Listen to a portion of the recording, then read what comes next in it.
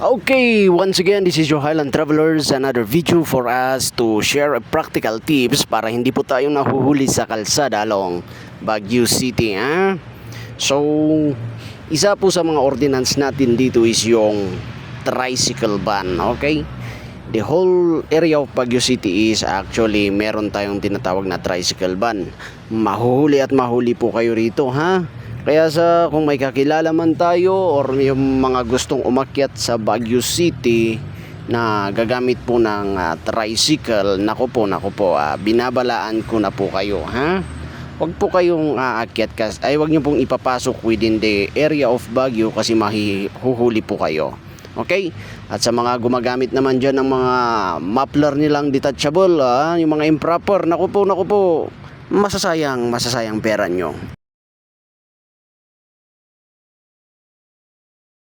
Halika rito.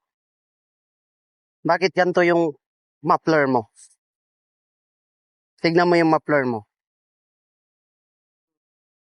Bakit gumagamit ka ng ganyan? Alam nyo namang bawal. Hindi po pwede. Oo, tignan mo. Pag isang buo yan, pwede. Diba? From the exhaust of the engine hanggang dito sa may tambutso mo, dapat buo yan. Ayan putol, natatanggal. Mahuli ka niyan, brother. Opo. Kayong gagamit ng ganyan. Dami mo ng violation. Pasensyahan na lang tayo Kahanga pangasim. Ayo. Anlang nga day ti problema, anlang nga day muffler mo, di ba? Anlang nga day tat problema. Gamit tayo sir. Mabaling nga maipipip pa dito. Anong problema di tatla ka?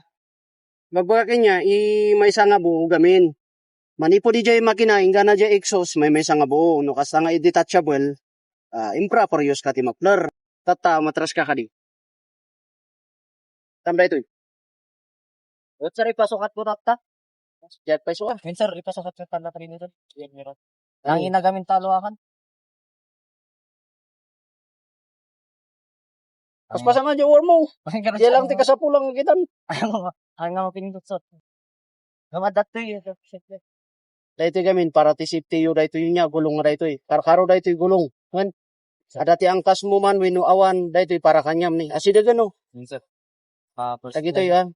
Madamdama isupay. Tapos no data pa nagtutudo na, panunutob.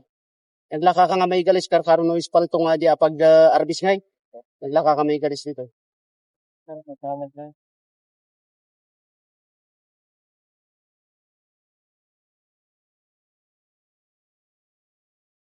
Basta dagamin niya papel na. I-print mo niya papel na tanong ka unay nga mataktakan niya. Sige. Sige ka sir. Or may masya na kanyam na